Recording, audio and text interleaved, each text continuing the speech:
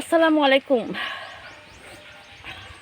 আমরা আজকে অটিজম ম্যানেজমেন্টের সাথে খাদ্যজনিত যে বিষয় সেটি নিয়ে আমরা আলোচনা করব।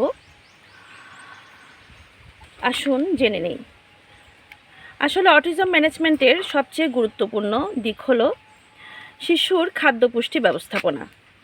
গ্লুটেন ফ্রি এবং কেজিন ফ্রি ডায়েটে নির্দিষ্ট সংখ্যক অটিজম আক্রান্ত বাচ্চাদের মধ্যে উন্নতি লক্ষ্য করা যায়। এছাড়া আরও কিছু ডায়েট আছে যেগুলো সমন্বয় করে একটি অটিস্টিক বাচ্চাকে সহজেই ম্যানেজ করা সম্ভব।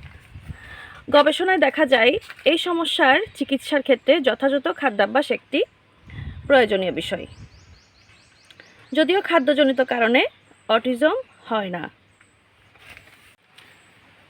তবে গ্লুটেন ও কেজিনযুক্ত খাবার পরিহার, রক্তে শর্করার ভারসাম্য রক্ষা, ভিটামিন ও মিনারেলসের ঘাটতি পূরণ, থাইরয়েডের কার্যকারিতা বৃদ্ধির মাধ্যমে অটিজম শিশুর অতি চঞ্চলতা, অ্যাগ্রেসিভ আচরণ, মনোযোগ স্বল্পতা, আই কন্ট্যাক্ট সমস্যা, বিকৃত অঙ্গভঙ্গি ও অন্যান্য উপসর্গের তীব্রতা কমানো যেতে পারে।